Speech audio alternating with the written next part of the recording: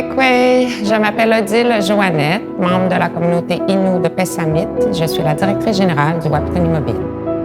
Je suis Suzanne Sauvage, présidente et chef de la direction du Musée McCord.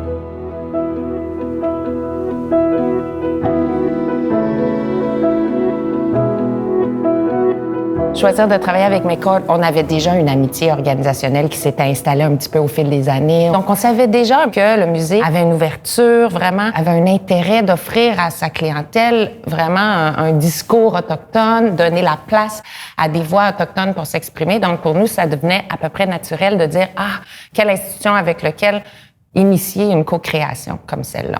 Mais là, on est rendu à l'étape où c'est important aussi pour nous de partager ce privilège-là et de s'assurer que dans tous les espaces où on a l'occasion d'avoir des belles rencontres avec des organismes influents, on puisse faire en sorte que ça devienne une expérience au service des talents et des leaders émergents de demain.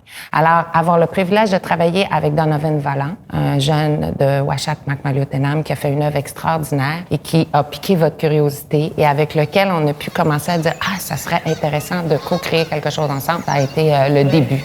Il y a des milliers d'années, des oiseaux se retrouvèrent pour parler de sujets qui les concernaient. Ils devaient choisir un représentant royal. La perdrix prit la parole en premier. Présentez-vous à nous et nous jugerons si vous êtes digne ou non d'être notre représentant. La participation de Donovan a été très, très enrichissante pour nous. Et très enrichissante surtout pour les écoliers qui viennent visiter l'exposition au musée. C'est une exposition sur les cultures autochtones. C'est une exposition d'objets de culture matérielle. Et Donovan puis Wapikoni ont apporté une toute autre dimension que je qualifierais, moi, presque de spirituelle d'une certaine façon. Parce que, son court film avec la légende Innu nous a permis de susciter plein de questionnements auprès de ces écoliers-là, de développer leurs connaissances sur les valeurs autochtones, et puis ensuite de les comparer à leurs valeurs, les valeurs que leurs parents leur enseignent, puis ensuite de partir, de retourner à l'école, puis de continuer à réfléchir sur ça. Je lisais quelques commentaires qu'on a eus là, des éducateurs qui sont venus, puis je pense que le plus beau, c'est celui où on dit, puis je pense qu'il fait l'unanimité, c'est que les écoliers sont repartis avec la tête pleine et puis le cœur ouvert. Je vais coller la valeur de l'amour juste au centre. Vous avez encore de la place autour. Vous pouvez commencer à réfléchir un petit peu à des mots qui ressemblent à l'amour. Ça peut être une phrase aussi qui représente l'amour pour toi. Ça peut être aussi un dessin.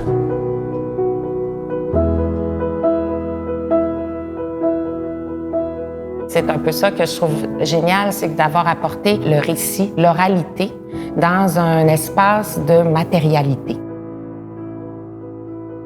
Ce que je constate beaucoup, c'est que maintenant, tous les organismes culturels et les entreprises également ont tous des politiques de diversité, d'inclusion et d'équité. Et que ça, écoute, s'ils veulent les appliquer puis les faire vivre, il va falloir qu'ils passent par la co-création, quel que soit leur domaine, qui passe par la décolonisation. Mais je pense que pour un musée colonial comme le nôtre, c'est la volonté de reconnaître son passé colonial et les effets négatifs qu'il a eu, ce passé colonial, sur les communautés en général, mais particulièrement sur les communautés autochtones. Et c'est de vouloir corriger, comme tu le dis, ces effets-là à travers une interprétation de l'histoire qui est plus critique et qui est plus inclusive. Alors ça, c'est la première chose. Et je dirais que la deuxième chose pour les musées, c'est un changement très important dans leur pratique, que ce soit le collectionnement, que ce soit la diffusion des collections, que ce soit les expositions, les activités, l'action éducative, citoyenne.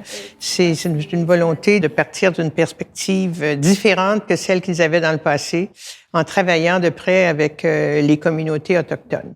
On va faire un petit survol rapidement, en fait, plus axé sur les cultures réalités autochtones. Une des choses qu'on a faites que j'ai trouvé vraiment extraordinaire d'entrée de jeu, c'est de s'assurer qu'on puisse former vos différents médiateurs au musée à la compréhension, finalement, des réalités autochtones. Fait que ça nous a permis déjà d'avoir des bases communes d'échange. On en parle beaucoup aujourd'hui, puis je pense que c'est excellent partout, mais un facteur important de réussite, c'est la sécurisation culturelle. Puis la sécurisation culturelle, pour moi, ça passe par offrir un espace où une personne au parcours différent puisse se sentir accueillie, entourée correctement, convenablement, avoir l'espace de prendre la parole selon ses façons de faire.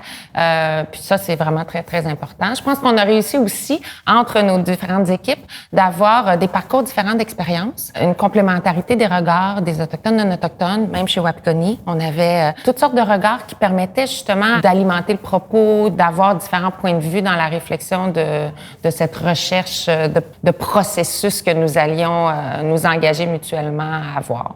Cette activité, on veut qu'elle soit tissée avec avec la visite, de porter son identité. Je pense qu'il faut que les institutions culturelles recrutent les gens des communautés autochtones. C'est pas des collaborations, des co-créations ponctuelles qui vont faire en sorte que ça va se produire dans la durée. Il faut qu'ils aient au sein de leurs équipes des gens des communautés autochtones qui peuvent apporter sur une base quotidienne, leur point de vue, qui peuvent échanger, qui peuvent partager le pouvoir avec eux. Et là, je pense qu'il y a beaucoup de chemin à faire dans les institutions culturelles à Montréal et ailleurs. Pour moi, la décolonisation, dans un contexte artistique, c'est vraiment d'accompagner la société coloniale, les porteurs de cette histoire coloniale, à déconstruire le récit mensonger et de raconter la vraie histoire. Pour une personne autochtone et pour une organisation autochtone, je pense que c'est ça notre responsabilité, c'est d'être l'allié des institutions coloniales pour aider à se réapproprier la vraie histoire et puis de retrouver une fierté commune de cette histoire. Parce que je pense que la réussite de la décolonisation, c'est lorsqu'on partagera une fierté de notre histoire commune. Je pense qu'il faut se faire confiance si on veut s'engager dans ce chemin ensemble, si on veut co-créer. Je pense que la co-création, il faut vraiment s'encourager mutuellement à le faire. Je sais que c'est pas facile, ça nous place dans des espaces inconfortables, mais je pense que c'est à travers ce parcours inconfortable qu'on va arriver à finalement être confortable là-dedans, puis que ça devienne un standard, parce qu'on le sait que c'est porteur. Fait que j'encourage vraiment tout le monde, tout artiste individuel, toute organisation autochtone, de s'engager dans ces discussions-là pour défricher un peu le terrain pour que ça devienne le standard de demain.